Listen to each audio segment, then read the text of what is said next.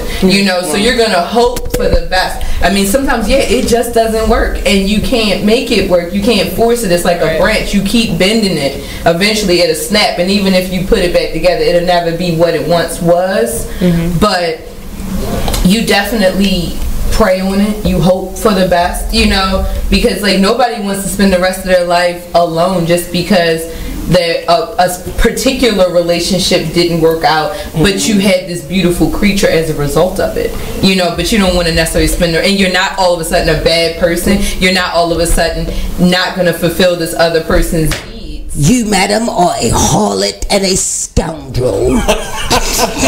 Because I had one kid while I was still married. Like, but what if you? I take that back. What if the situation turns around the other way? So you ready for your child to meet? They meet the person, and this person is a giver. So this person's buying your child lots of gifts and wanting to. I would usually. Stop. Do you like, let you don't like if it's a birthday or some sort of holiday or something like that, okay, and they want to get them a few things or get them something, okay, but just on like a regular basis, like unless it's like Nestle's Quick or something that you can get from, like, you know what I'm saying, or like Kit Kats or something like that. Like, no, don't spend a lot of money. It's unrealistic. I'm sorry. It's unrealistic. Like, don't try to buy his. Tune in live to Salacious Life Radio every Wednesday from 9 to 11, only on BeExposedRadio.com. So, Jacqueline. Yes, Mom? I wanted to talk to you about something, and... Oh, wait. Hold on. I just got a text. Oh, there's another one. Wow. Busy me. So, anyway... Oh, wait, Mom. I just got a message. My friends keep commenting on my comment. Oh, there's another one. So many comments on my comment. Oh, I can't wait to watch TV tonight. Playoffs! Hey, guys, check out my new video game. Pew, pew. Wait, Mom, what? Huh? What? Hold What'd on. you say? Wait a second, what? This weekend, unplug.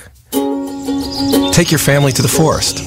There's nothing in the world like experiencing nature firsthand. Trees, paths, bluebirds, streams. Getting closer to nature can get you closer to your family. To find the forest nearest you, go to discovertheforest.org. Brought to you by the U.S. Forest Service and the Ad Council. Hi, I'm LeVar Burton, and I'm proud to be a book person. How do I choose a book? Sometimes it's the cover, sometimes it's the title. I guess I'm pretty visual. If a book's really impressing me and the writing is really good, I will peek and see what the last paragraph is. Because the endings of books should rock you. I am a book person, and if you're a book person too, read to a child and spark a lifetime of ambition. Join me at bookpeopleunite.org because reading is fundamental. A public service announcement brought to you by Reading is Fundamental, Library of Congress, and the Ad Council. Whoa. The moment my son saw a redwood tree. It's huge! Is the moment I knew that for him, You can't even see the top of that thing! even the sky has no limit. There are some moments only the forest can inspire. Find yours at discovertheforest.org. Learn about forests near you and discover cool things to do when you go. Your moment is out there. Find it at discovertheforest.org. Brought to you by the U.S. Forest Service and the Ad Council. The Artist Exchange Radio Show every Friday, 7 p.m. to 9 p.m. Every Saturday, 12 p.m. to 2 p.m. Real artist, real talk, real live on BeExposedRadio.com. I was meeting with a friend yesterday, and I've gotten to the point where don't ask me a question because the truth is going to come out. Exactly. Just don't do it. If you ain't looking for the truth, don't come to me. Don't do it because I can't hold my tongue, and she wants to be this. You are listening to BeExposedRadio.com. Artist Exchange. The Artist Exchange. The Artist Exchange. The Artist Exchange. The Artist Exchange. Artist Exchange Live. The Artist Exchange. The Artist Exchange. The Artist Exchange. Starts now. However you want to look. Okay. Here, turn the room. And you should go.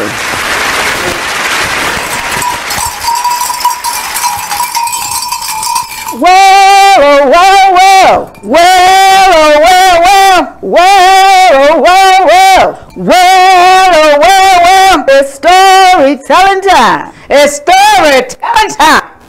Thank you, and welcome to How We Got Over. This is on the Artist Exchange Radio Show, sponsored by the Peale Center through a grant from the Maryland Tradition Maryland State Arts Council. Today, I am so happy to have with me one of my dear friends and fabulous storyteller. We tease each other all the time.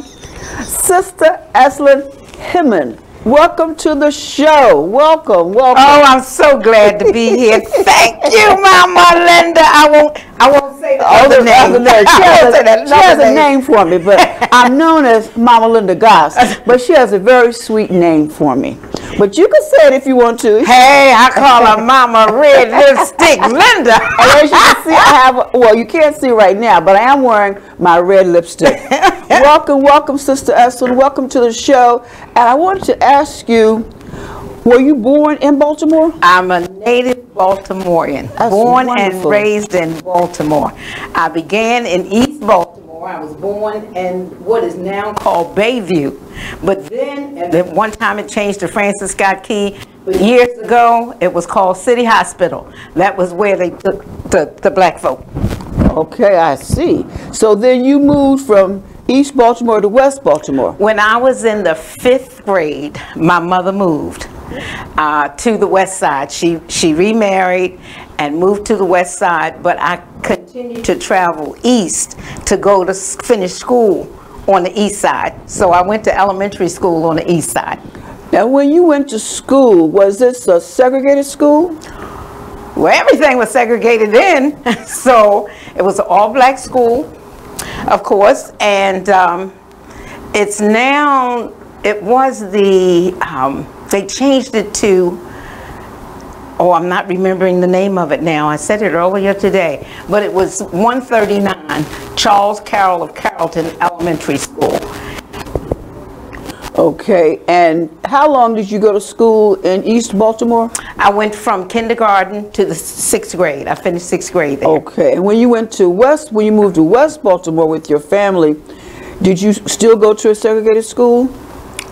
Oh, schools weren't segregated until I was in high school. They weren't integrated? They weren't integrated until I was in high school. Okay, so what high school did you go to? I went to, and what they call middle school now, I went to Lamel Junior High School. Okay. And high school, where did you go? High school, I went to Emerson High School. Emerson High School, now, that was desegregated. That was desegregated. Now, when you went there, what changes did you notice between going there and going to the segregated schools? Was there a change for you? Well, let me go back and share some things about my coming up. Okay. When I was in elementary school and junior high school, I didn't know anything about racism. Not really. My mother protected us. Now my brother, my oldest brother, used to go up to a certain part in East Baltimore. It was called Patterson Avenue, Patterson Park. And there I learned later that he used to get in fights with the white boys. But I didn't know all of this when I was young. When I was younger, everything was black. Your teachers, your doctors, your professional people lived in the neighborhoods or around the neighborhoods that you lived in. As a matter of fact, if you like, I can share a story about when I was in elementary school. Yes. Well, when I was in elementary school, I was in the 4th grade. I had the same teacher for 4th grade and 5th grade. And when I was in the 4th grade, when I got into her class, they call your name on the roll, right? And I answered. And she said, I said, Eslyn Whitaker. And she says, that's not your name. And I said, it is my name. Well, she didn't let me explain to her that my name was Eslyn Gale. She says, your name is Gale. And back then, you know, you didn't talk back to teachers or speak up or say anything. If she said your name was Gale, your name was Gale. So she went home with me from school that day because she knew my family. And she always called me Gale because her mother lived right across the court from where we lived. Anyway, and so did she. And she says, so my mother told me this story later. She said she let her come in, tell the story about me and my name, and she let her finish, and she said to her, her name is Gail. is Eslyn Gale. But I led a very protective childhood in reference to segregation. We used to go down to the Lexington Market. You may have heard about that, yes. the famous Lexington Market. Well, I didn't know that there was, I just didn't know that the white people did things differently or different place than black people. Everybody went to Shriver's. My mother would go to Lexington Market. She had her stalls that she would go to. They never showed any difference in waiting on her. And then when we go to Shriver's, they hang the bags up. She'd do shopping. Then we'd get on the number 21 and go home, or we'd catch a cab and go home. It was only about maybe, oh, it wasn't far, I guess maybe 10 blocks. It may have been, but too far to carry bags. But I didn't know anything then. And my mother used to tell me, she told me later, that all of us we had narrow feet. She used to get our shoes from Hans and Hustlers, but you did not, they did not wait on you at Hans and Hustlers, not on blacks. And so she told us later, she would go in the back to get our shoes, and that's how we got to wear the narrow shoes, because they assumed, and they being the other persuasion, that we all had wide feet, but we didn't all have wide feet, and our feet was narrow. And my sister wore AAA. I did a AA heel. She had AAA. So she didn't. I didn't know that she had to do that because she didn't show us all of that. So when you went to high school, did you encounter any racism or discrimination? Now, when you say senior high, now I went to a black junior high school. Right. Didn't encounter any of that.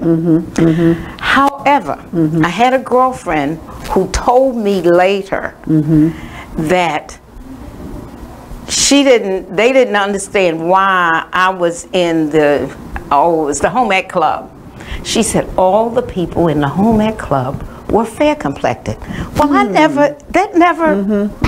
was never a problem with me, because in my immediate family, and I tell people this, we went from high yellow to street black. I hear you. And there was no big deal. And I was somewhere in between. Well, she said, Eslyn, she says, I don't know how.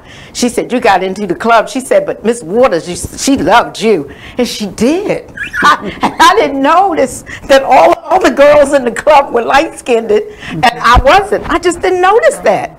But this was at the junior high. Okay. Now, when I went to Edmondson High School, that was desegregated. The children there were fine. The students were fine. And we had the best principal in Baltimore City. He was white, and he didn't take any stuff off any of his students. And he would stand up in the hallway, and you would come in, and he'd say good morning. He knew you, and he would nod his head, and if you were doing anything you weren't supposed to do, he knew that too. But we did have some teachers. There was one teacher in particular who really was not in love with black people.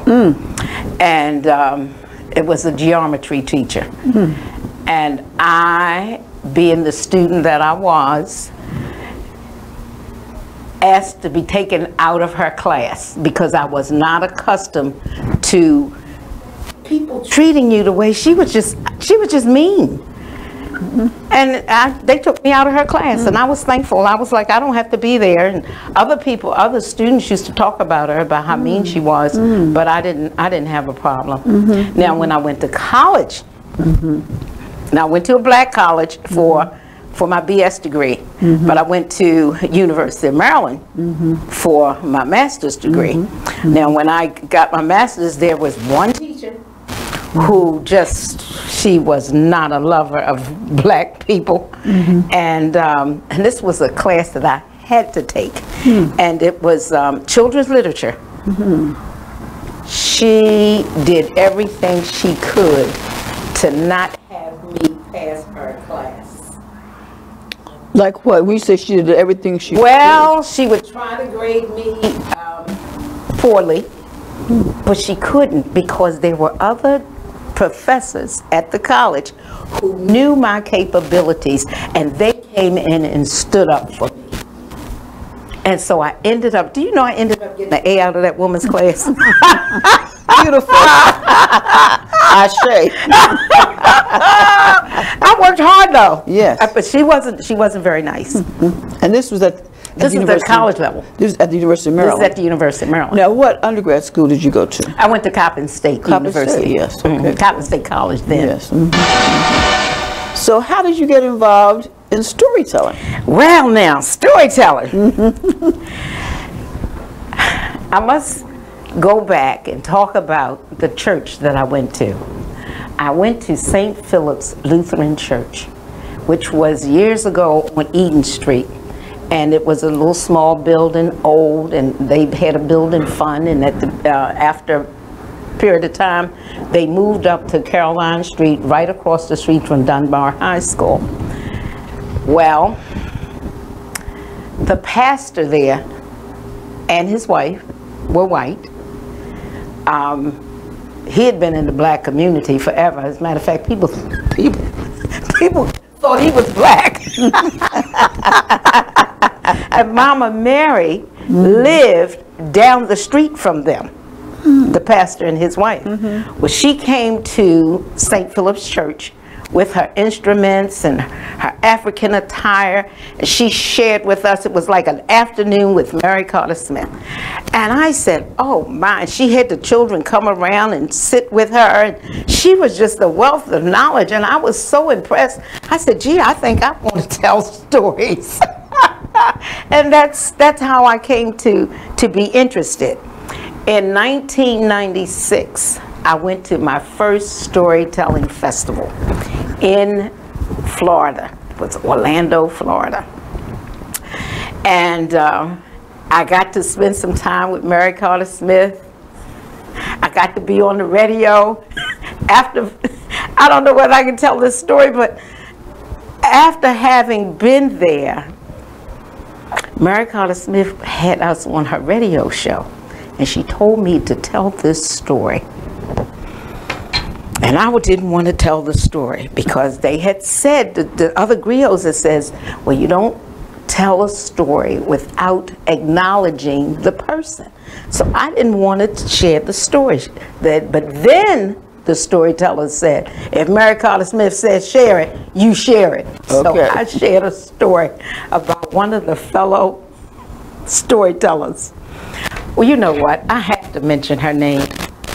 Tonky Baku. Oh, yes. Oh, yes. Well, Tonky Baku and another lady named Hilda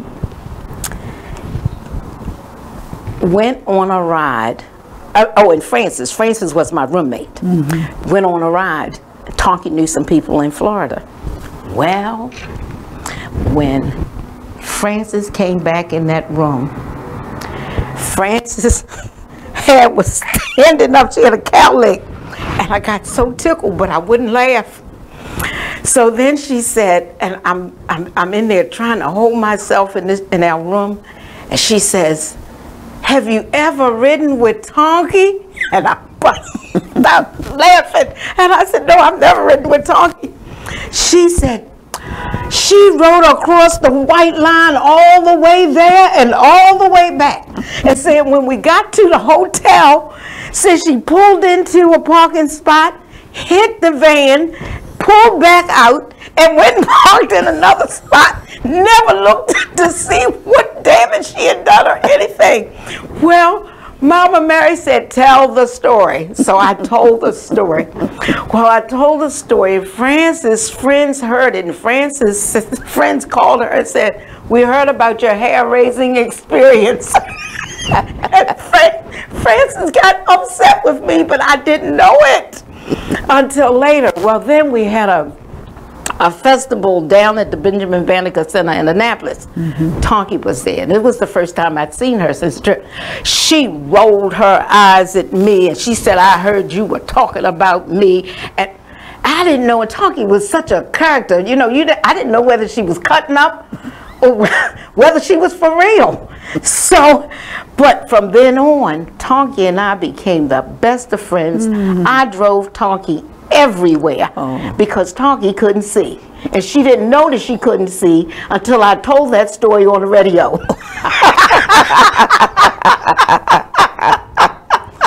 Oh my goodness. Oh my heavens. So then you went to the Storytelling Festival in NABS, part of NABS. Then you got involved in the Grill Circle? Well, I was involved in the Grill Circle first. Okay. And that year they were going to Florida. So God is so good. He blessed me with the opportunity to go. And I didn't know at that time that I was going to be able to go. Earlier, I have another story, but it doesn't have anything to do with this. But the Lord dressed me, combed my hair, took me to work, did my job after I got there, and I learned to ask him for when I'm supposed to buy something. He kept telling me to buy this outfit, and I said, well, Lord, I don't have the money. I said, why I need to get this? Well, he knew that I was going to be going to Florida, and it was an African outfit. So I got to wear the African outfit when I went to Florida. It was really something else, and I got to go because I used to help Felisko, one of our well-known storytellers. I used to help her with the registration. Well, they needed someone in Florida to help with the registration. So I got to go to Florida, and it was at almost no cost because of what I was going to be doing. And I was just blessed. I was blessed to be there. And of course, once you go to one festival, you're going to make sure you get to all the rest. Yes. What Sister Eslyn is talking about is the National Association of Black Storytellers and our festival, which is called In the Tradition, National Black Storytelling Festival and Conference. And Sister Eslyn, you've been part of registration just about ever since, haven't you? Just about. Yeah, so she's very, very active worker, very much a part of the National Association of Black Storytellers. And in terms of the Grill Circle, weren't you president of the Grill Circle? I was president of the Grill Circle forever and a day. Do you know how long you were president of the Grill Circle? Oh my gosh, they didn't want to let me go. Oh wow. If my son had not passed and I could not emotionally, I just couldn't do it anymore. I must have been, oh gosh, I think at the time they didn't have a limit, but I had to be for, it was more than 2 terms. And they weren't letting me go. But once I lost my son, I didn't tell stories like I used to. I didn't I just didn't have the energy to be president anymore. And but I love the Griot Circle of Maryland. And when I was in the Griot Circle of Maryland, I held every position that there was to hold, and some of them twice at the same time, simultaneously. I see. But it's a wonderful, wonderful organization. Now, are you a part of the Growing Griots? I'm a part of the Growing Griot literacy learning program. Yes, can you tell us more about that program? That program is for younger students. The ages are, we've had some younger than that. I'm going to say 10, from 10 through high school. Okay. And then we have students who come back. Oh, they're wonderful. We have students in the program, excuse me, who, when they come in, they are so shy and they talk so softly. And one time we had a little boy, he would turn to the wall to tell what he had to say. But by the time that school year was over, that young man was speaking out, speaking up to everyone. It's such a wonderful experience for young children. They learn about their history. They learn about their culture. When I say history, family history, their culture, they learn to speak in the public. They learn to speak to large groups. They are active in their communities. It's just a program that's really empowering to young children. So the whole purpose of the program is for children to become storytellers, for them to learn to be comfortable speaking in public? Yes, some become storytellers, excellent storytellers. They learn the principles of Kwanzaa. They speak about the quotes that people have made in reference to Kwanzaa. Excuse me. They participate in the National Blacks and Wax Museum, and they do oral and living histories as well. Thank you so much. We will be right back with Sister Eslyn Hinmon. Thank you so much. Oh, so they're taking a break. Oh, okay. I want to go. You are now listening to Just a Bit Outside, the sports radio show at BeExposedRadio.com. Come join us every Monday night from 8 to 10 p.m. on YouTube, Facebook, or BeExposedRadio.com. So we had a lot of things going on. Mother's Day, Major League Baseball, pink bats, pink outfits. Yeah. They certainly did the mothers good. They don't show them justice. Like Jimmy said, the pink bats, cleats, all types of pink highlights in the major leagues. The Orioles were swept by the Kansas City Royals. Wah, wah. The Kansas City Royals. Thank you, Eric. Kansas City Royals they're like one of the worst teams in the major leagues baseball right now.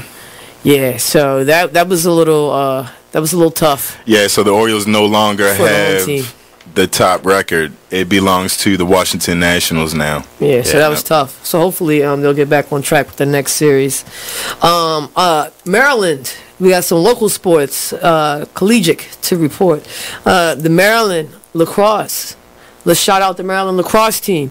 They are in the NCAA tournament, and they... Hey, this is Mark, just a bit outside on BeExposedRadio.com. Listen to us every Monday, 8 to 10 p.m. on Facebook and on YouTube. You are listening to BeExposedRadio.com.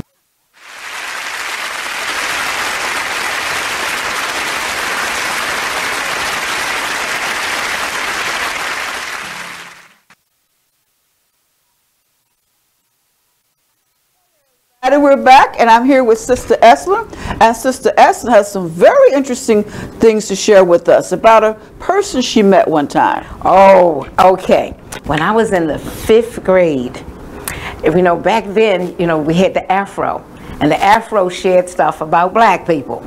Well, I got to be in the paper, in the newspaper, and that was a big deal to be in the newspaper. And the article is titled, Ike Waves to Number 139 Pupils. Well, the 5th graders and their teacher, Mrs. Marion Simmons of elementary school number 139, got a whale of a thrill Tuesday when they went to visit the Baltimore Museum of Art. They arrived just in time to see President Dwight Eisenhower and England's Prime Minister Harold Macmillan leaving the Johns Hopkins campus after they attended the graduation there. At the suggestion of a museum guide, the class lined up on the sidewalk to get a closer view of the visitors. As the president and his guests rolled slowly by, their teacher reports the shy pupils called softly, "Hello, Mr. President." The president, says Mrs. Simmons, turned his head, smiled, and enthusiastically waved to the children. The prime minister tipped his hat and waved to the children also. The children in the group were, and this was emboldened, everything else wasn't, but this was, Clara Henson, Tony Reed, Gail Whitaker, and if you remember correctly, that teacher was the one who called me Gail. So everybody else called me Gail as well.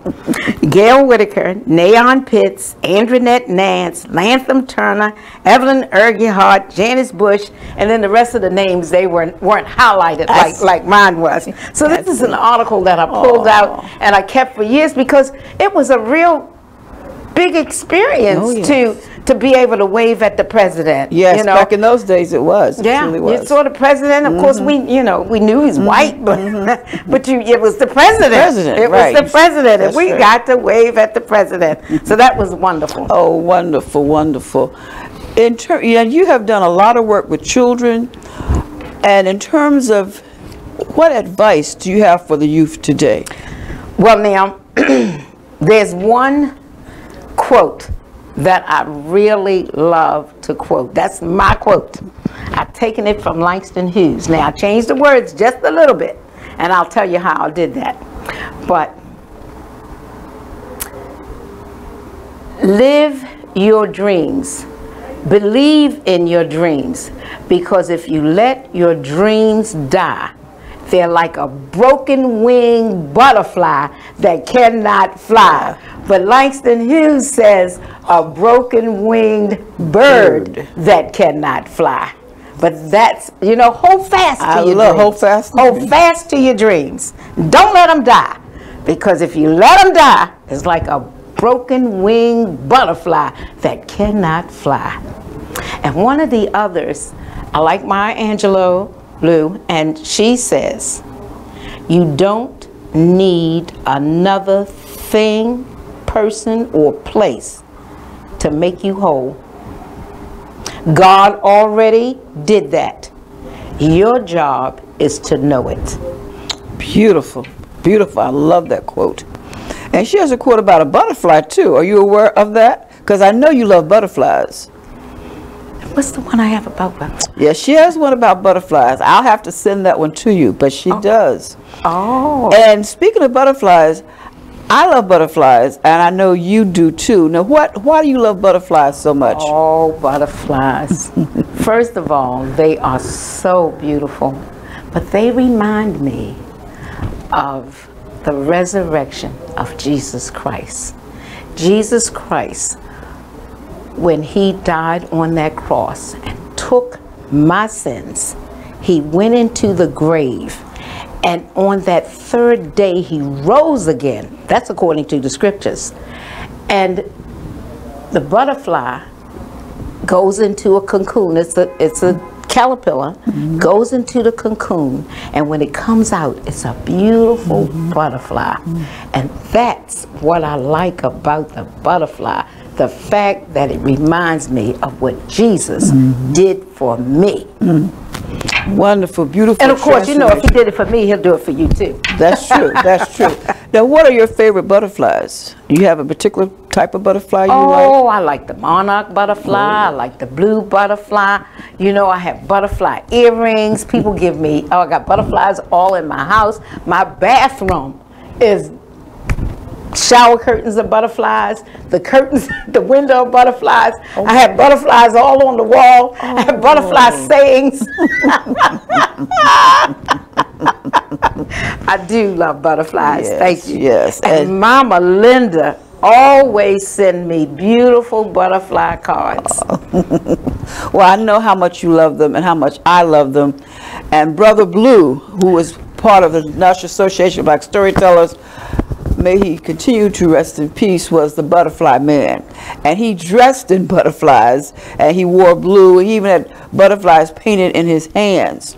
So butterflies have been a very important symbol, I feel, like you say, not only through the life of Jesus Christ, but also through storytelling, because it represents transformation, represents a new beginning. Right. New beginning. Sister Eslyn, I thank you so much for coming in.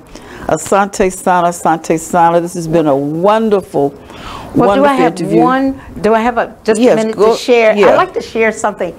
You know, Mary Carter Smith was such a mentor for me, and I always like to share her poem. Oh, and it has to do with everybody. Everybody, that's true. And it's called Colors. Colors, yes. Color words don't bother me, because what I hear, I cannot see.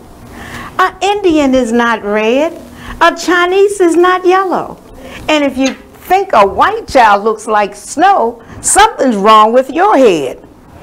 I'm not black like shoe leather. That's just a word that stands for me. People come in all colors. So color words don't bother me. Beautiful, beautiful. Yes. Color. What is the color of our soul? Love is the color of our soul. Beautiful.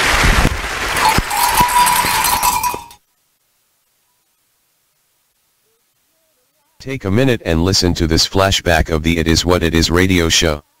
Viral. Make sure y'all share us. So, please. Miss Entice. All right, Miss Vicious. Okay. Vicious. Favorite place to have sex outside the bedroom? Anywhere. Oh. Let it shine. That's not an answer? Specific. Outside of the bedroom. You mean where have I? No. Like where is the spot you like to have sex outside of the bedroom? I'm gonna keep it real.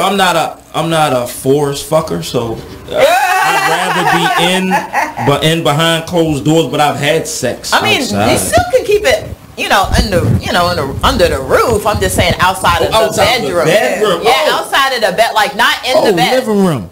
Oh, okay. Living room. What about the living room? The couch. Okay, what position? Then from the couch, you can roll onto in my case, I had carpet, so you can move from the couch to the floor. Then if you really want to get creative, you could go over to the sink and the kitchen and the aisle.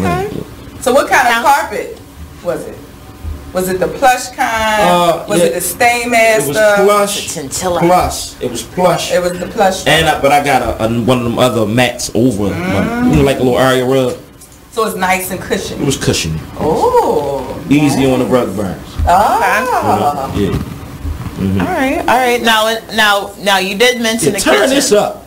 You did mention the kitchen. Now, are we opening the fridge? Have you gotten creative with ingredients? Shall we say? One time I was like, you mean as far as have you props? Or would you? If not, you gonna leave me hanging? You mean props?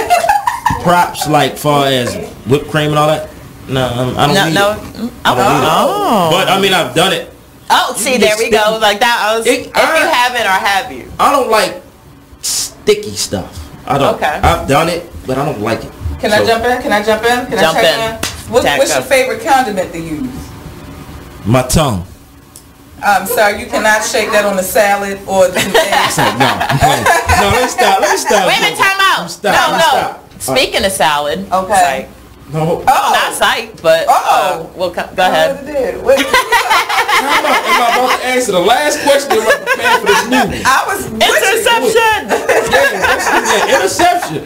Well, go ahead. What's your favorite condiment before you go to the interception? I don't really have a favorite condiment. Join us every Friday at 9 p.m. for It Is What It Is radio show, only on BeExposedRadio.com. Check out this flashback from the Artist Exchange radio show. That's the biggest thing, is just empowerment. Just get off of the begging line. Just be proud and just get our pride and our dignity back, because as a child, we're taught how to go and beg for a job. Our parents, they literally taught us how to make sure you pull your pants up. Me, I'm 6'7", so I'm a bigger man. I was always taught how to not be threatening or intimidate people when I go into different interviews or in different scenarios. And so we're literally taught how to condition ourselves, condition our speech, everything, in order to go and beg these people for a job, because we know when we walk in the door, I have to tear down 10 stereotypes before I get past hello. So we need to eliminate that. And we need to eliminate that, and the way that we do that is employing ourselves and employing our brothers and sisters. And so that's our mission, is group economics, uplift ourselves, because I can't empower anyone until I empower myself, and change from just being willing, because it's in my heart and my passion to see my people succeed and see us do better and change the social order, because I know that we are not supposed to be on bottom. I understand who I was. I know I didn't fall out of the sky and land on a plantation. So when you have knowledge of self and you know who you are and what you come from, it's frustrating more than anything to see us in this position. Tune into the Artist Exchange every Friday 7 p.m. to 9 p.m. every Saturday 12 p.m. to 2 p.m. live on Be Exposed Radio. You use Tearless Baby Shampoo because it's gentle on your baby's eyes. You make sure his toys don't have any sharp edges. You always test the bathwater to make sure it's not too hot. You taught her what to do when the smoke alarm goes off. You make sure she wears a helmet when she rides her bicycle. You put on his sunscreen, even when he's embarrassed his friends will see. You do so much to keep your child safe. But are you using the right car seat for your child? Is your child facing the right way in the car seat? Is the seat too big or too small? How do you know when it's time to move your child into the next type of seat? Car crashes are a leading killer of children ages 1 to 13. Protect your child's future at every stage of life. For information on the right seat for your child, visit safercar.gov/the-right-seat. That's safercar.gov/the-right-seat. A message from the National Highway Traffic Safety Administration and the Ad Council. Why is Connor having trouble focusing in school? Having trouble finding Connor's middle school? Would you like directions? No, why is Connor having trouble focusing in school? Finding lowest airfare to Istanbul. No, I'm tired of fighting with him over homework. Home, walk, restaurant. Need a review? No, I need help. He's very smart, but his mind wanders. He's disorganized. I think I understand. Oh, good. Finding best potatoes for French fries. No! Russet, fingerling, Yukon Gold. Why don't you understand me? Sorry, I was trying to show how Connor feels every day. Frustrating, isn't it? Redirecting to understood.org. For the 1 in 5 kids with learning and attention issues, this is what life can feel like. Explore understood.org, a free online resource about learning and attention issues, designed to help your child thrive in school and in life. Understood.org, because understanding is everything. Brought to you by understood.org and the Ad Council. My name is Ruth Rusi. I'm a retired teacher. I'm 91 years old, and this is how I live united. I say retired, but not really. Once a week, I read books to children as part of United Way's education program. Reading to a child creates links between language and literacy. It creates a bond between grown-up and child, and believe it or not, it prepares them for a better academic future. Oh, we read about frogs and flies and pigs with wings, all sorts of juicy stuff. It's a joy to watch all those little faces. I figure I have the time and they have the need. And I've always believed that if we're not here to help each other, then what are we here for really? My name is Ruth Rusi. I help kids prepare to succeed in school. So I don't just wear the shirt, I live it. Give, advocate, volunteer, live united. Go to liveunited.org. Brought to you by United Way and the Ad Council. My name is Meera Batra. I have been in this country 32 years, and this is how I live united. America has always been the land of promise, and in my community, many families have come for a better life. Coming from another culture myself, I know the desire to become part of a community, to feel at home, and to gain the tools for our children and families to succeed. So I advocate for these families with United Way. United Way empowers them to look beyond their histories and to see what opportunities are available. We help them get involved with their kids' schools, network within the community, and when we do, we unite them. We make the community stronger. What I do is something I wish someone had done for me, and I am so grateful I am able to. My name is Meera Batra. I help families see opportunities and succeed. I don't just wear the shirt, I live it. Give, advocate, volunteer, live united. Go to liveunited.org. Brought to you by United Way and the Ad Council. Keyboard Cat, Hamilton the Pug, and Toast Meets World. These are some of the internet's most beloved pets. With millions of YouTube views, shares, Instagram likes, followers, and fans across the globe. But what do all these amazing pets have in common? Their stories started in a shelter. Start your story. Adopt a dog or cat today. Visit theshelterpetproject.org to find a shelter or adoptable pets near you. Training that pet to play the keyboard? Well, that's entirely up to you. Visit theshelterpetproject.org and hear more about Hamilton the Pug, Toast, and Keyboard Cat's amazing adoption stories. Start a story. Adopt a shelter or rescue pet today. Your perfect pet is just a click away at theshelterpetproject.org. If you made them, take care of them. Yeah, that's period. Real. That's the real deal. It's period. Right. And all that old money shouldn't go toward this, money should go to, if the child is with one of the parents 24/7, 7 days a week, you don't even come get your child every day. You come get your child once a month maybe, or once every 3 months. Right. You cannot dictate where that money goes, especially if the child ain't calling you about nothing. Now, if the child calling you every week, then you might can question, about where the child support is going. But if every time you pick up the child, they look nice, they ain't complaining about nothing, why are you worrying about where the money go at? It is what it is. Radio show. The Artist Exchange Radio Show every Friday 7 p.m. to 9 p.m. every Saturday 12 p.m. to 2 p.m. Real artist, real talk, real live on BeExposedRadio.com. I was meeting with a friend yesterday, and I've gotten to the point where don't ask me a question because the truth is going to come out.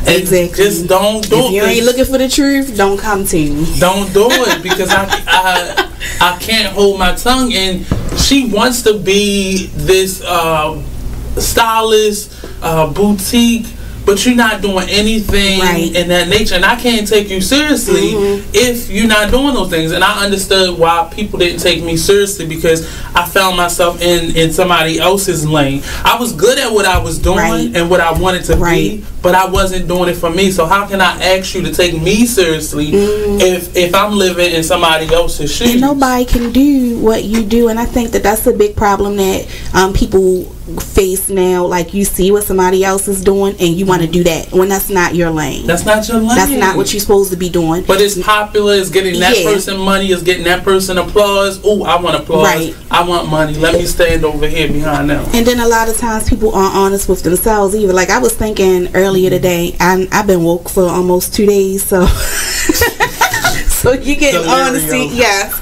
and I was thinking, like, The Artist Exchange Radio Show. You are listening to BeExposedRadio.com.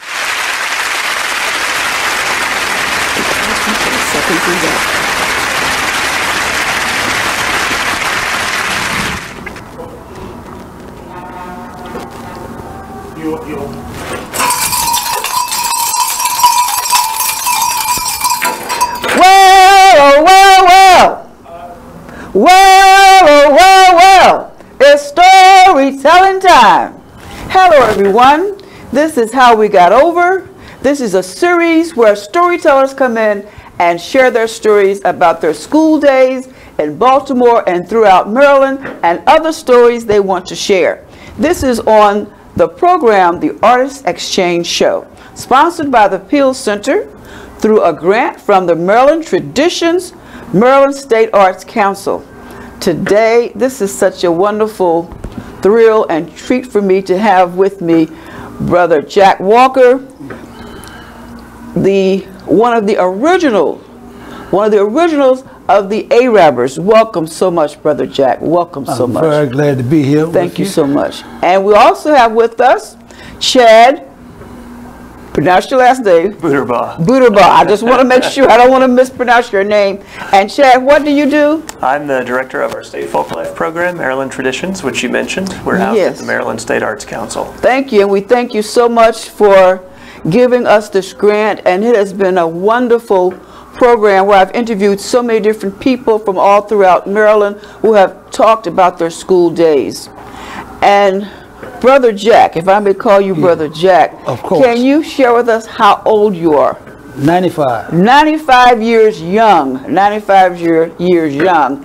And when were you born? Baltimore City. Baltimore City? West Baltimore. West Baltimore. And what? 1340 Argyle Avenue. 1340? Argyle Avenue. Argyle Avenue. Okay. And what month and year was that? 11/11/23. 11/11/23. You are well blessed. And Brother Jack, do you remember what it was like growing up here in Baltimore back in those days? Very well.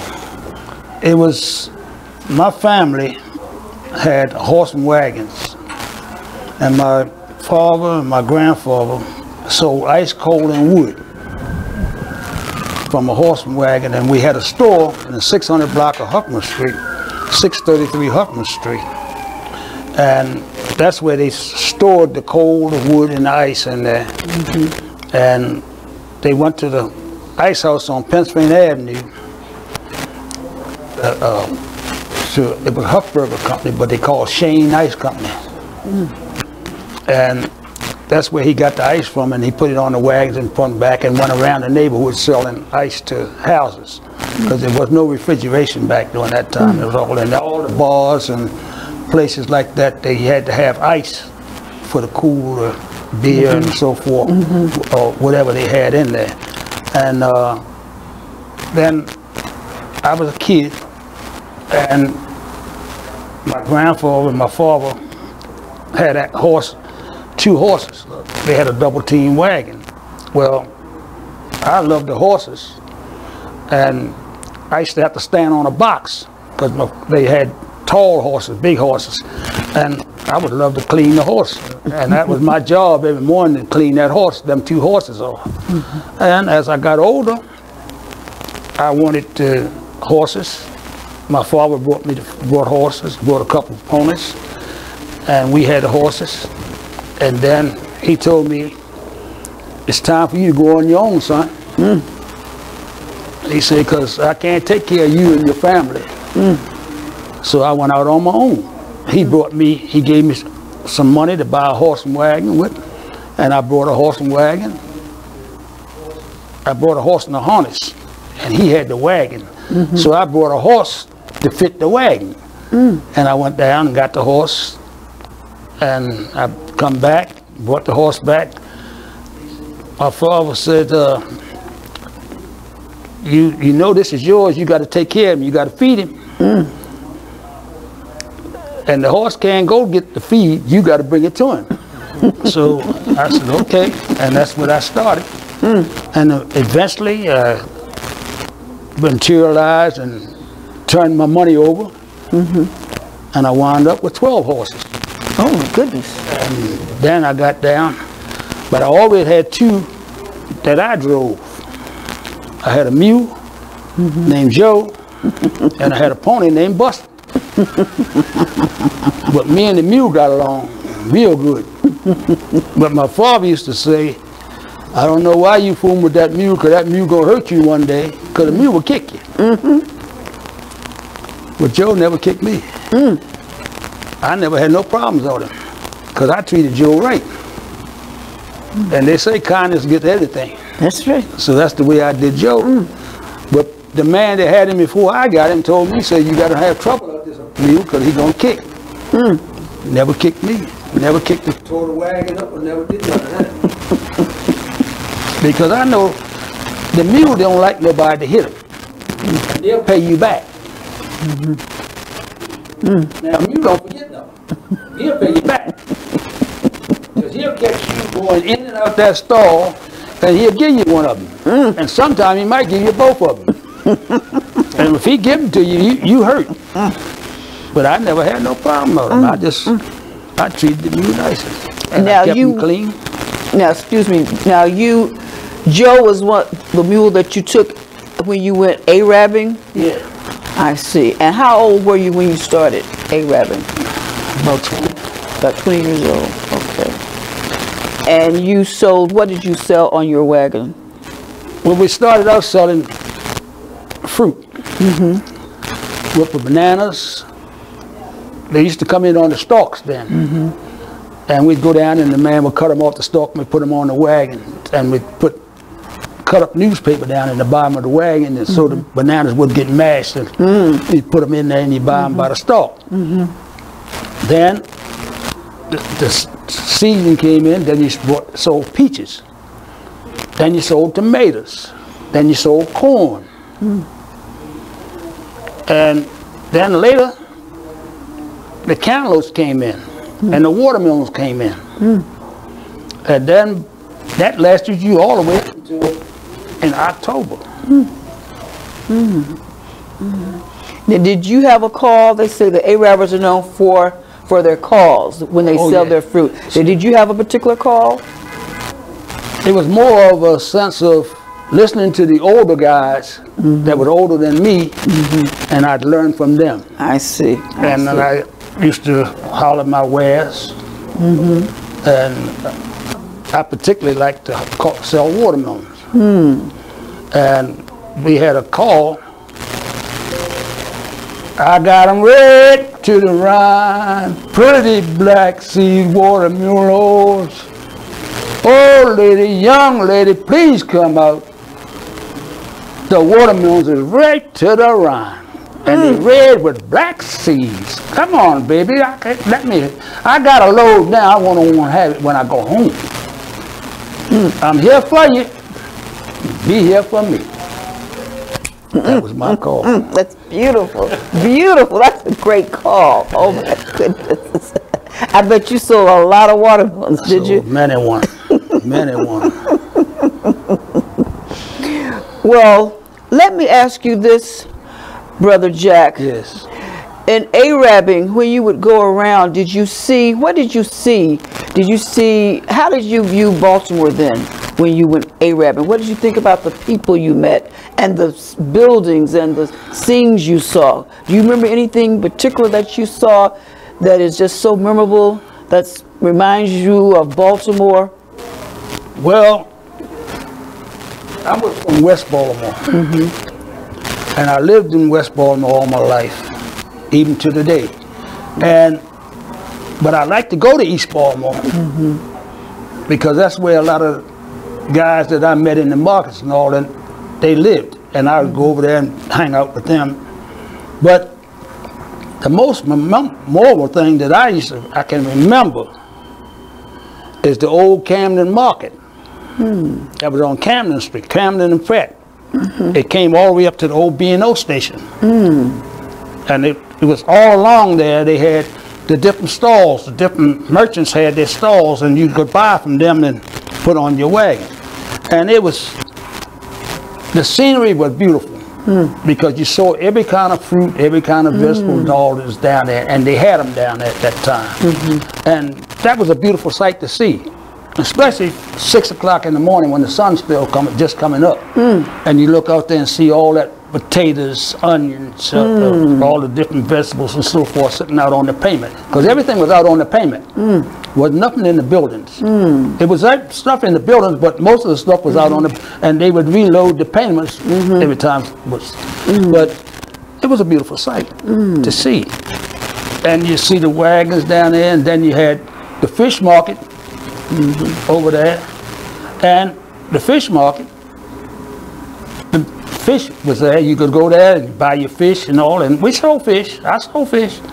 And the most famous time that I sold fish was when shad came out, because everybody loved the shad. And you could go in there and buy shad, and you could buy 5 boxes of shad and put them on a wagon, and that was your day's work. And it was beautiful. And then the city of Baltimore, every area you went in was a difference. I did a lot, not in Baltimore, but all the way out to what they call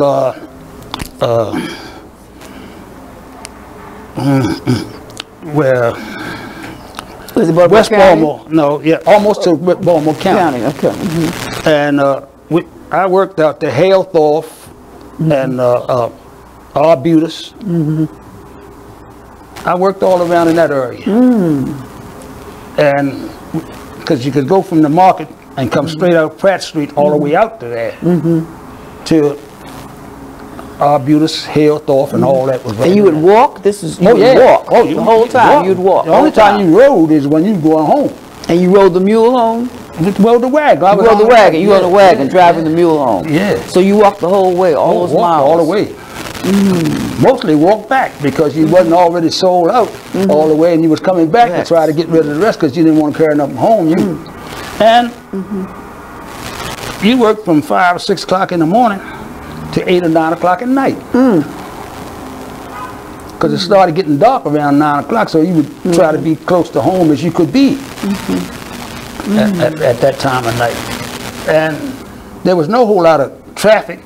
The only traffic you had to worry about was the streetcar and the tracks in the street.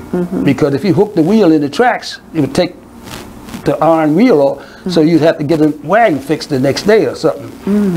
But it was beautiful. It was beautiful. I enjoyed every bit of it. And it was something that I liked. I loved to be around the animals. I loved to be around people. And most of the people back in that time were people, elderly people in the house. They would come to the door.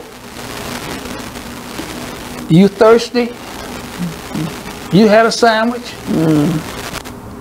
You don't see that today. That's true. Today, And back during that time, you could go through a block and you could smell cooking everywhere because the doors was open. Now you can't open your door. This was good times and very interesting times. And everybody was nice. So you felt safe. You felt it was safe. Always was safe. Because if you did what you were supposed to do, mind your business and leave other people alone, you was in good shape. Never had no problem. You'd get mischievous children at times because you had neighborhoods you'd go in that the children would throw stones and stuff at the horse and all, and you had to stay close to the wagon to keep. But outside of that, you had no problem. Had no problem. Now, what schools did you attend? What schools? My elementary school was a 103 school, Henry Harlan Garden School on Division Street. And was it a segregated school? Was all black school? All black school. Did you ever attend a desegregated school or integrated school? No. All the school you went was all black? All black. I see. I went from 103 to 130, 130 to Carver Vocational Technical High School, 454, number 454. And I graduated from there, and that was it. I see. Now, you were telling me that how many children did you tell me that you have? I got 10. You have 10 children? 10 children. And what schools did they go to? Now, that's hard to say. Because most of my children were born in the McCullough Project. I see. And they went to either 122 school, which was on Preston Street, or on Argyle Avenue, and Dolphin Street to 125. I see. And then between them two schools, and then they went to junior high school, which was Booker T. Washington High School on McCullough Street. And that's it. Well, did they encounter any discrimination or any racism? No, it was all black school. All black. All this was all black schools. All black school. And your parents, what schools did they go to?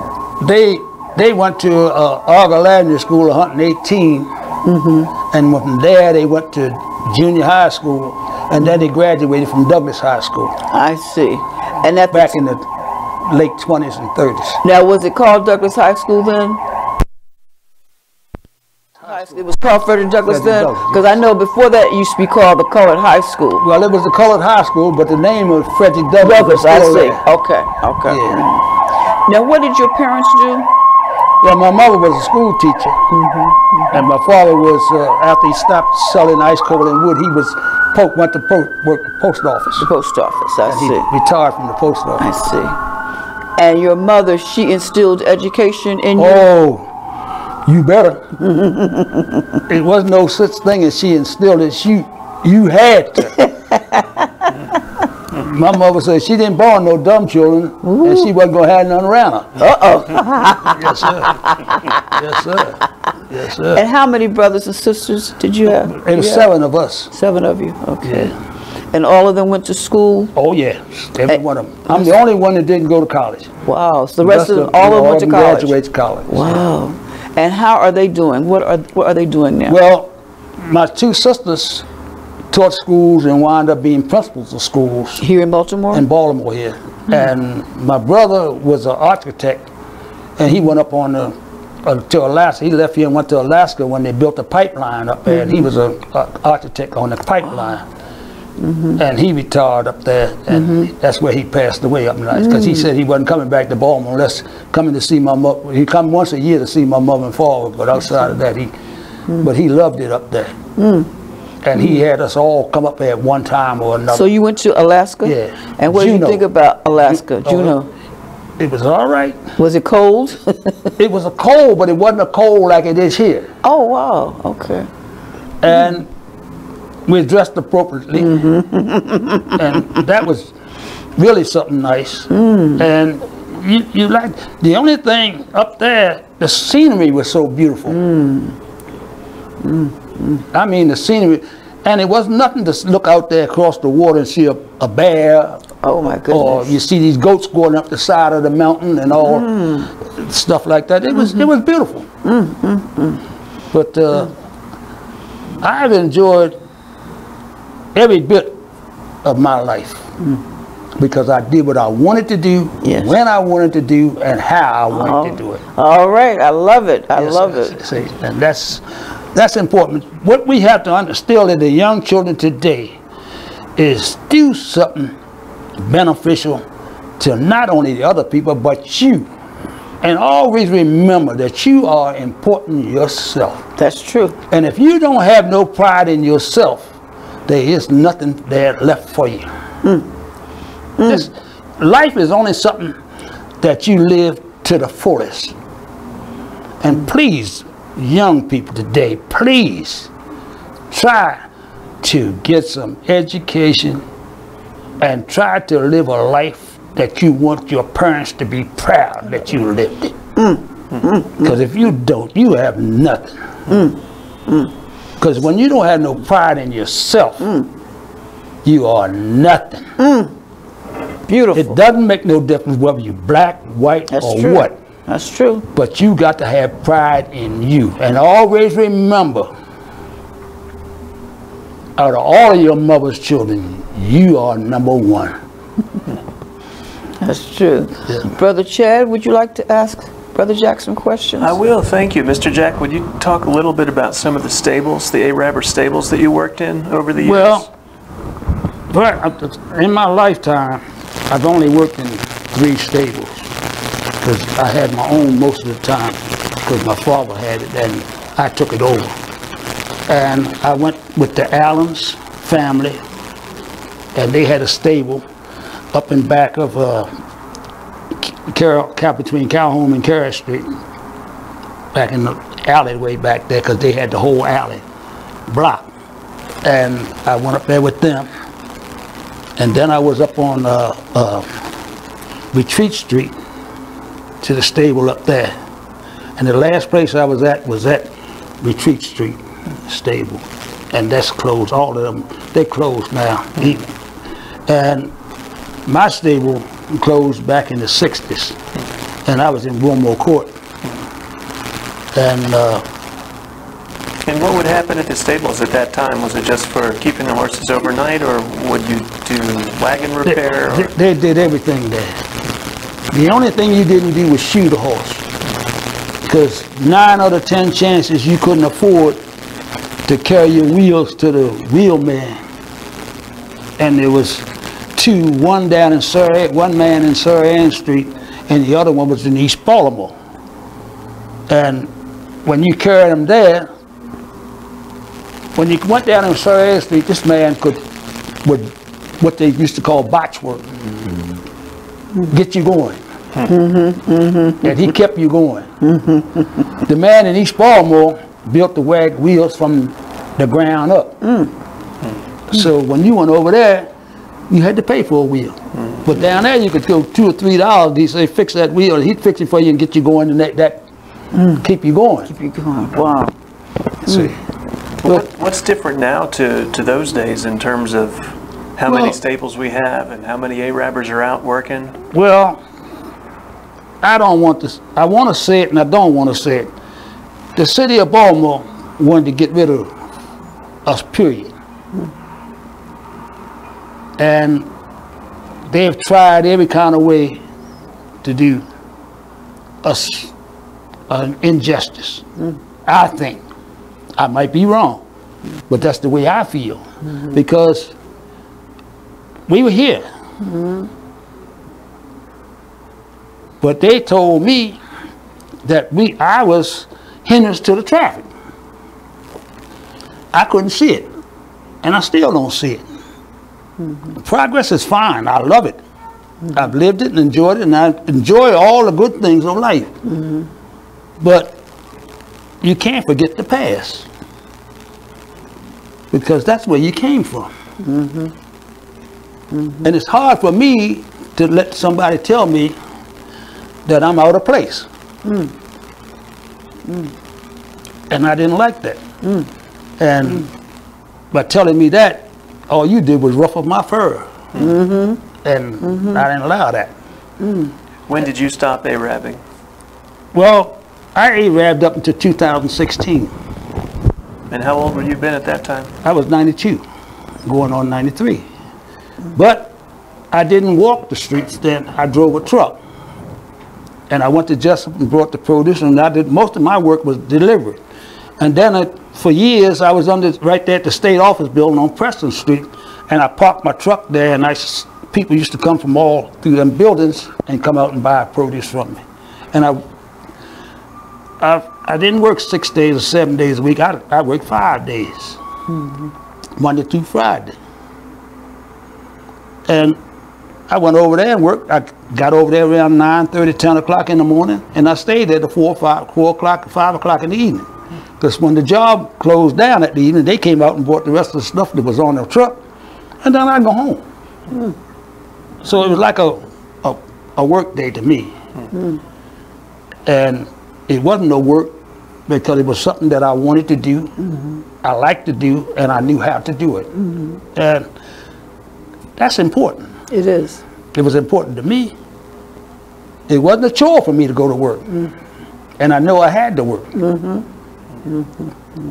I remember when I was about 12, 13 years old, my father come there and woke me up one morning, and it was raining out there.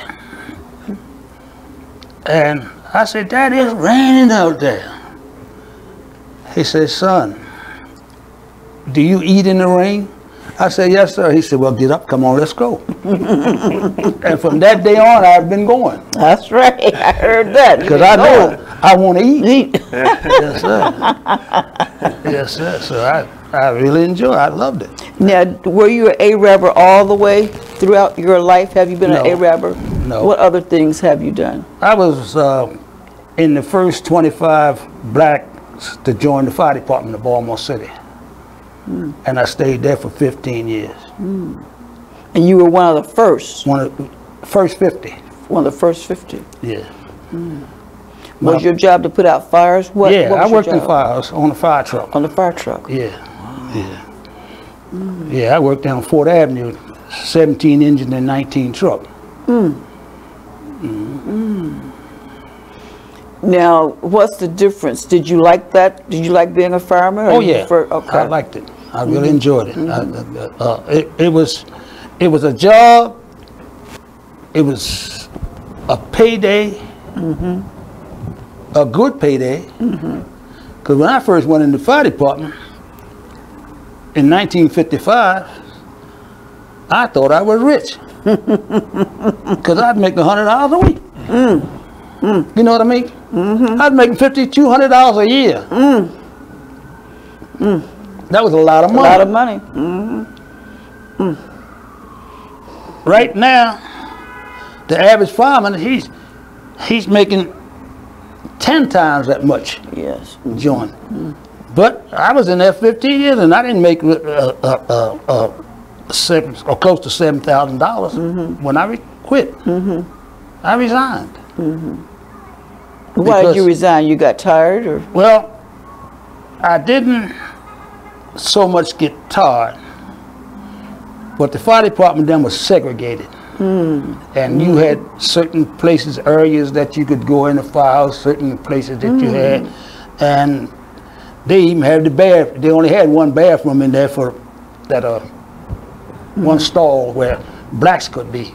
Then when you worked nighttime, they had, if it was two in that firehouse, they had one bed, because you know both didn't work the same shift.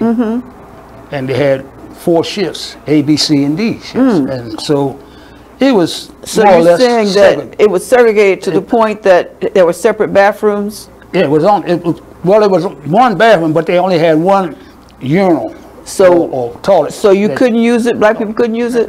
You couldn't use but that one. Oh, you could use but that one? That one. So what did the white people use? They had the rest of them. Oh, they had I see the rest of them. And then they had a shower. You had to wash up at the sink.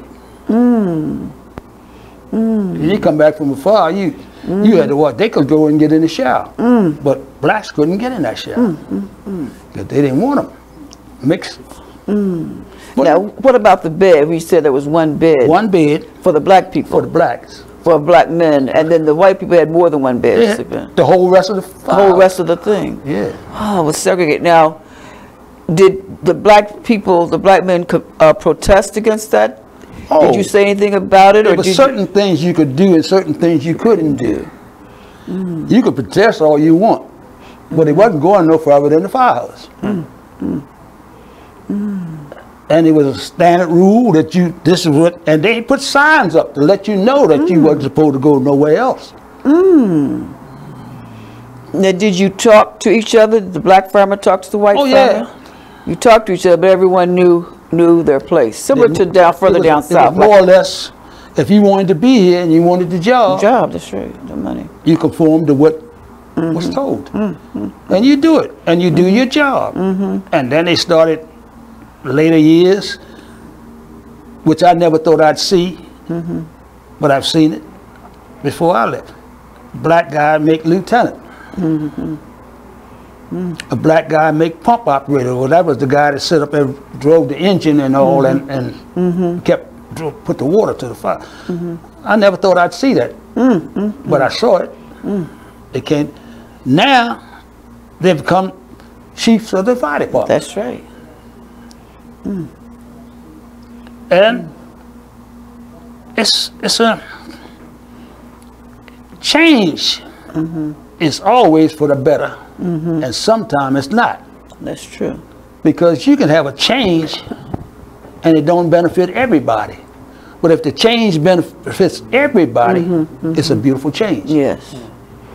So let me ask you this. So do you think desegregation has helped Baltimore? In other words, from what you're telling me, you grew up in a segregated community. Oh, yeah. And how do you think about things now in terms of, or do you think some things are still segregated, some things are still racist? There's prejudice everywhere you go. Yes, that's true. And you cannot get around it. That's right. Because nobody knows prejudice but the person that's giving it. That's right. See, and they came not because they want to be prejudiced, but they were raised to be this way. How can you tell a child, learn how to stand up and call you a name, unless they heard their parents saying it? Right. So this is embedded in you from a child. And it's hard to get rid of it that way. You look at the children of the day, they don't want to be prejudiced. They want to get along with everybody. And they want everybody to get along with them. But prejudice is still alive. And don't you think for 1 minute that it's died, because it's not. It's still here. And it will be here from now to the end of times. Because they don't know why they dislike you, but they know they dislike you. And it don't have to be black or white. It can be Italians.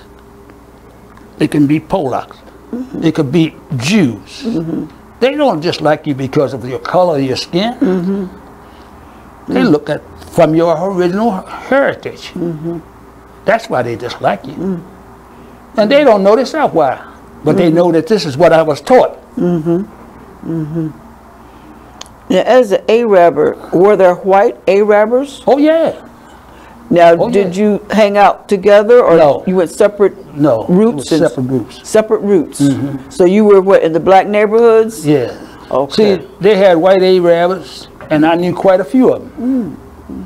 And they had one family. It was the father and 2 sons and a grandson. They was from down on 4th Avenue. And I knew all of them. And they were all good people. They didn't have, there wasn't no prejudice. Maybe the father had prejudice because he was from down on 4th Avenue. But he never showed it. And the sons, they was happy-go-lucky guys. And like me, they was out there and they had their horse. The father had the horse and wagon, and they had them. And they had ponies and all. And then when it started, they started to integrate the trucks. And they had, right here at the courthouse here, one of the grandson had, the father had the place first. He used to park right here and sell his vegetables and stuff right there at the courthouse. And the other the other son, he was down on what is it? The next street below Baltimore, where we just come from the restaurant. Oh, Calvert? No. Redwood? Redwood. Redwood. He parked at Redwood. Redwood and Calvert. And they did a tremendous business. And they was with the blacks. And you had quite a few Arabs that were white that was with the blacks. And you had quite a few Arabs out of East Baltimore, but they did not mingle with the blacks. I see. Because they was on the other side. I see. But I never had a problem out of them. And if they had their prejudices, they didn't show it while they was in your company. And that's dangerous. Because you're one way here and another way somewhere else. See, so that's a danger of prejudice.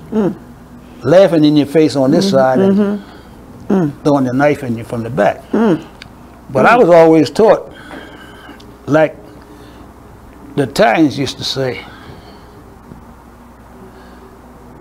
guard your friends well, but make sure you have your enemy close to you. That's true. That's true. That is so true. And that's the way Italians lived. And it was a good life. And it's a good way. And it's a good way to think about things. Everybody is not your friend. That's true. They are associates. And you got to keep your friend in one place and associates in another place. Yeah. But this is today, in this day and time, it's a sin world, but it's a wonderful world. Because I can sit down here with you and hold a conversation with you when a few years back I couldn't sit with you and hold a conversation because we were separated. And there was no line between us, but it was your place. But nowadays, there's no place. Everything is open. It's up to you as the individual. That's right. To carry life on. And if you don't enjoy life and live it, you should have been gone a long time ago. What if you had a young person who was interested in getting into Arabbing today? What advice would you give that person? Well, love what you do and do what you love. Because if you don't have any love for it, you cannot do it. Thank you so much. Thank you. We will be back. Thank you.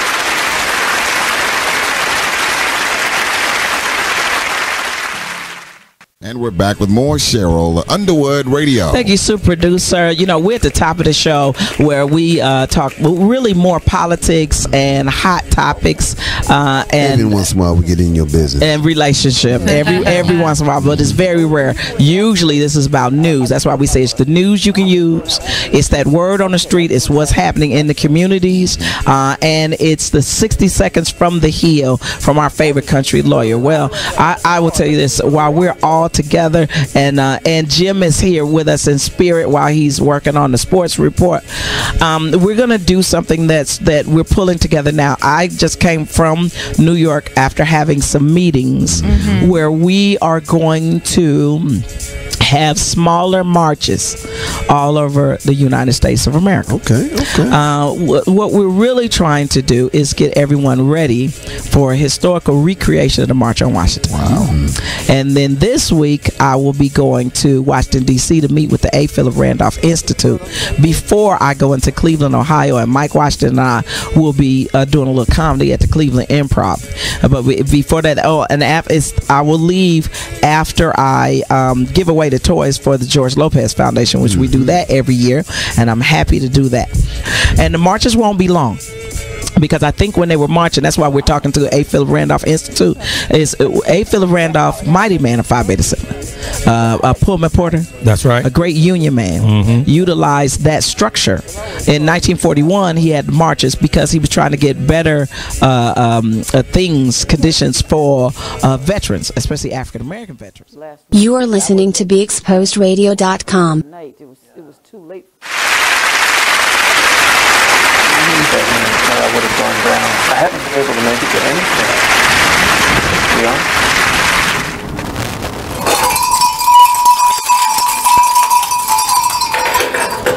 Welcome back, and I'm here on How We Got Over with Brother Jack Walker and Brother Chad. I won't say your last name, okay? So, Brother Jack, I wanted to ask you, were there many women Arabers, or are there many women Arabers? Well, I only knew two. I knew Miss Allen. She was the first woman Araber that I know of in Baltimore, and she had raised her sons up, and all of them were Arabers. But she had horses in her yard on Mount Street, Mountain Landville Street in West Baltimore. And she used to go down the market and buy and bring it back uptown and put it out on the front of her house up there. And she would load the wagons and all. And her sons, when she got older, her sons took it up.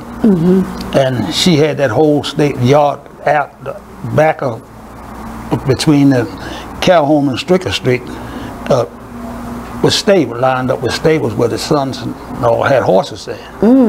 And she was Miss Mildred was a beautiful person. And she would straighten you out and let you know when you did something wrong and when you did something right. And she knew how to buy vegetables. She knew how to sell them and tell you how to sell them before you left that yard and bring her money back. That's the way she was. And she was a beautiful woman. And I had a privilege of knowing her and knowing her children. And her granddaughter has a stable now around in Bruce Street. So her granddaughter is an Araber? No. Oh, she's not. She just got horses. She got horses. She got horses. Because there's only one Arab stable in Baltimore now, and that's up at Fremont Avenue and Pitcher Street. I see. The rest of them, there's horses in them, but they don't. People use them. They got riding horses and stuff like that. I see what you're saying. So how many Arabers are there actually now in Baltimore? I have no idea.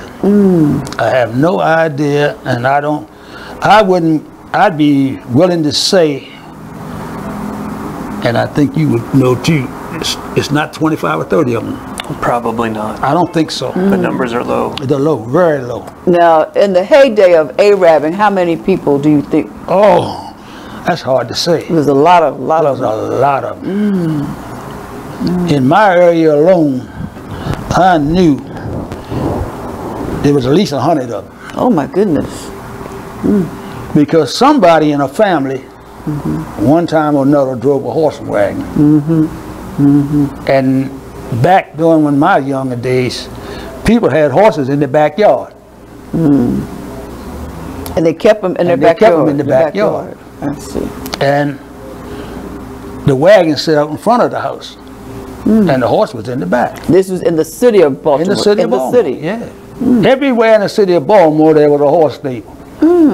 There's nowhere, south, west, east, north, anywhere, there wasn't a horse wagon. And not one, but quite a few of them. And people worked them. And they didn't have to go a long ways to get the horse. And then the market was right there on Camden Street, so you didn't have far to travel to go get the But it's this day and time, everything. A person that wants the Arab now, he's got to have a truck to go to Jessup to get the stuff and bring it back to Baltimore to put it on, if he had a horse and wagon to put it on. So that would be to his detrimental to have to go out there, bring it back, and then put it on a horse and wagon. When he could keep it right on the truck and go on and keep on moving. See, so that's another thing that put horses out of business. But then the few guys that do Arab now, somebody goes and brings it to Baltimore, to the stable, and he get it from there and put it on the wagons. They get the fruit. Yeah. So in other words, they can't get the fruit from here in Baltimore? No, you have to go to Jessup to get it. Now why do you have to go with That's the only place where they got it. Sell. Oh, I see. See, the market, wholesale market is in Jessup. I see. It's right off of Route 1 in Jessup. And you have to go out there to get it. The same way with, if you wanted fish, you got to go to the fish market. That's in Jessup. There's no other fish market. They got places in town where you can buy fish, right? But it's not in the quantities that you can buy out there. See, and everything you can buy as much as you want and as less as you want at Jessup. But there's no other place around because all the other places, the North Avenue market, that's closed. That used to be a place where you could go buy your produce and stuff from, but that's gone. There's no place around to go. And the East Baltimore market, they got a couple stalls over there that sells to people, that sells to stores and stuff. But outside of that, there's no place else to go. There's no, you got to go to Jessup to get it. And that's going all the way out there and come and bring it back. I see. And it seems like in the neighborhoods there are a lot of people, they could really benefit from Arabers coming through and selling fruit, selling produce. You were talking about, for example, not everybody drives to the grocery store or at all. And you have to have a lot of people that's in their 70s and 80 years old. They can't get out to get the stuff. And if they had the horse and wagons still in the city, you could go to these senior citizen buildings and serve these people. That's true. And have fresh produce. That's true. But there's nobody wants to do that anymore. And those that want to do, the city has so many stipulations against them. They can't go out in certain weather. They can't be out in the heat. They got to go out at a certain time, and they got to be in by a certain time. And this is very inconvenience. That's an inconvenience. But it's helpful. I don't find anything wrong with that.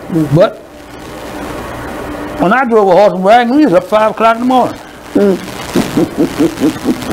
9, 10 o'clock at night, we were still out there. But there's no such thing now. The law will not let you. Now you can't go out. Snow on the ground. That horse and wagon was out in the street. So you were out in the street with snow on the ground? Yes, indeed. And wasn't it slippery out there? My father had a chain put on the horse's feet so the horse wouldn't slide and wouldn't stumble. He'd be out there all day long. You take him off. When you come to the stable, you take it off him. When you go back out, put it back on him. Now, were there many blacksmiths in there? Did the blacksmiths take care of the horses? Yeah, they had quite a few of them. And East Baltimore had a guy over there named Rob. Used to shoe all the horses from the guys out of East Baltimore. In West Baltimore, my cousin, Walter Kelly rather, he shoed them from West Baltimore. And then there was other guys over here used to shoe them. But if you want the horse really shod good, with his foot cut down and his few shoes to fit him, He went to Waller. But there was quite a few guys out there. Now, I used to shoe some of my horses. You can shoe a horse? Oh, you can shoe a horse? Yeah. Oh, wow. They taught me that. My father taught me that when I was little. But I'm not a good or extra fancy, but I shoe my horse well enough for my horse. But I didn't bother about shoeing too many other people's horses. I see. But and there was a lot of guys that could shoe a horse. But see, you got to be careful in shoeing a horse because the nails is that long, and you got to bend that nail so it don't go too far up in this hoof, and then bend it over. So, but it's a lot of things. And then you hear like we'd go to sale and buy shoes, but they were not high shoes; they were ready-made shoes. I see. I see. But you go to New Holland, and certain one of them old timers that used to shoe horses, they would heat the shoe and fit the shoe to the horse's foot. And it's a shoe like that is better for a horse. But you do what you have to do.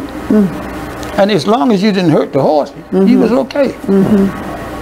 And let me ask you this, what happened when the horse got sick or when the horse had to be put down? Or well, very rarely a horse got put down.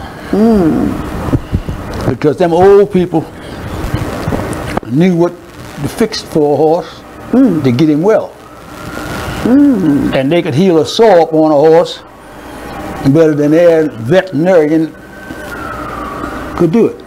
What did they use? Do you know? They would not let you know what they used.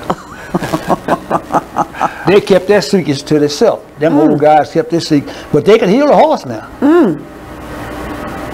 And if the horse was sick, you call him and tell him come down there. And he said, okay, wait a minute, you shut the door. He shut the door so they could hear him what they see what he's doing. And he'd give him something. A couple of days later, the horse is well. Oh my goodness. They were good. And you don't know what it was? You don't know you couldn't. They wouldn't let you know what was going on. It wasn't alcohol, was it? You don't think? Oh no. It was medicine. Cause see, they had at Lexington and Arch Street, they had a pharmacy down there. I see.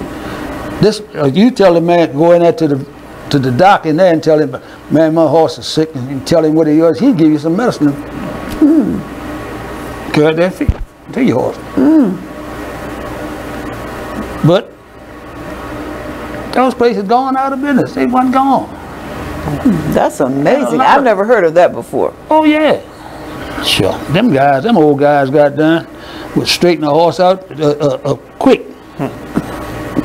You go in there today, and then a horse is a funny animal. He'll stand, if he get loose in the stable at night and he get near the feed barrel, he'll eat until he fall out. The mule ain't gonna eat but so much. But a horse will say, and he'll wind up getting himself astoria, which is lock his valve. But there were certain guys got done, the horse you telling the horse got loose in the stable last night, and he come around and look at it, and he clean him out.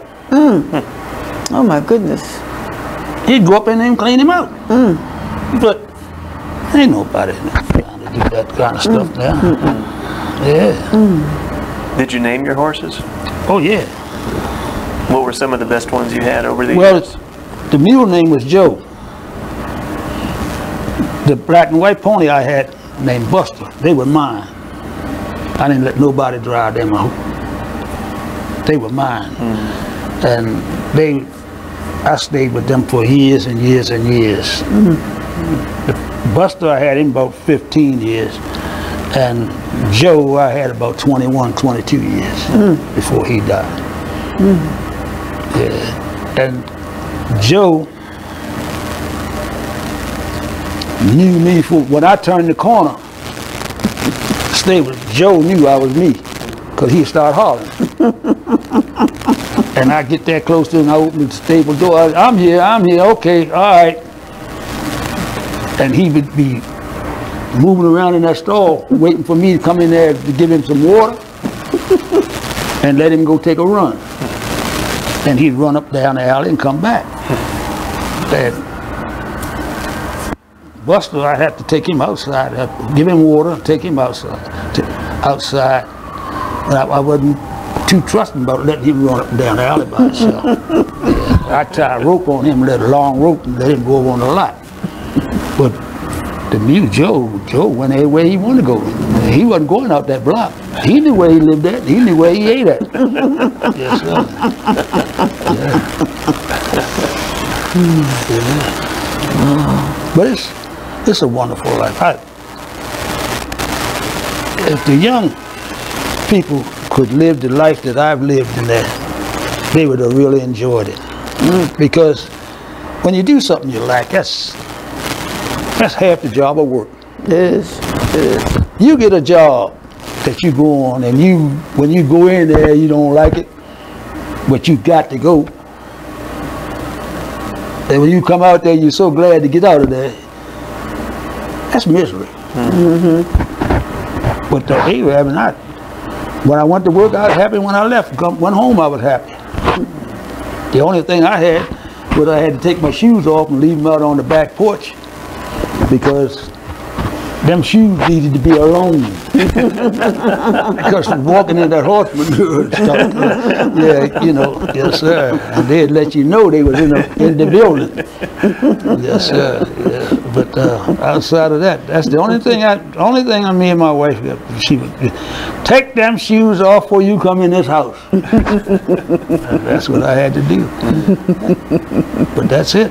I had a wonderful one. Well, I want to ask you about a person you knew that I knew very well. Her name was Mary Carter Smith. Mary Carter Smith, yeah. And how do you know her? My sister and her went to school together, and they taught school together, and they were very close. And my sister's name was Alma Walker, but her marriage name was Alma Brown. Alma Brown. And her and Mary Carter Smith were close friends. Oh my goodness.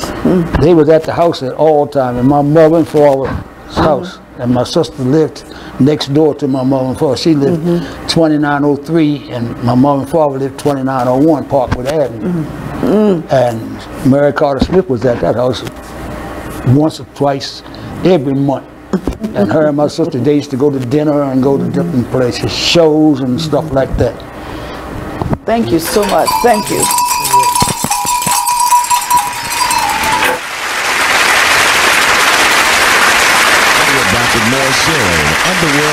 Thank you, Super Producer. We're about to get that news. You can use that word on the street. That's 60 seconds from the Hill, from our favorite country lawyer, better known as Judge Harry Sutherland. Let's see, Harry. Wisconsin